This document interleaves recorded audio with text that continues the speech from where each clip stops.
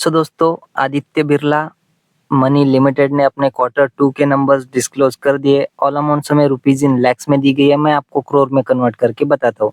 So company क्या जो इस क्वार्टर का रेवेन्यू है वो देखने को मिल रहा है 106 करोड़। पिछले क्वार्टर में था 112 करोड़ और पिछले साल 127 करोड़ का कंपनी ने रेवेन्यू जनरेट किया था।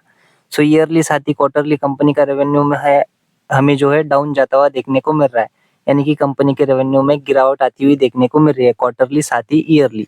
टोटल इनकम की बात करें तो कंपनी की इस क्वार्टर की टोटल इनकम है 107 करोड़। पिछले क्वार्टर में 113 करोड़ के आसपास थी और पिछले साल 127 करोड़ की कंपनी ने टोटल इनकम जनरेट की थी।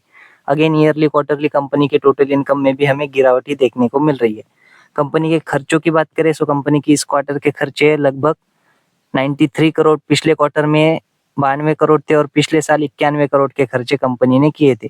सो देखिए, ईयरली कंपनी के खर्चे बढ़े और साथ ही क्वार्टरली भी कंपनी के खर्चे हमें बढ़ते हुए ही देखने को मिल रहे हैं। बात करें कंपनी के नेट प्रॉफिट की, सो कंपनी का इस क्वार्टर का जो नेट प्रॉफिट है वो रहा है 10 करोड़ 14 लाख।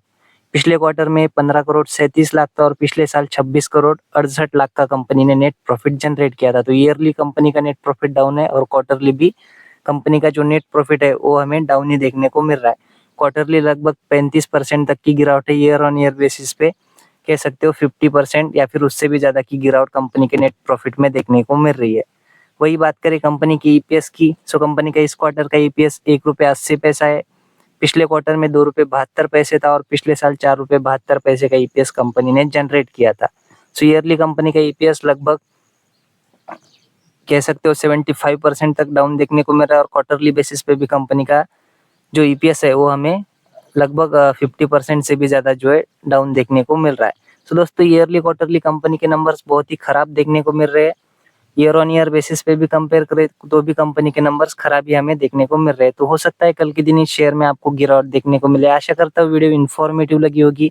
अगर अच्छी लगी हो तो वीडियो को लाइक और चैनल को सब्सक्राइब भी कर देना। धन्यवाद।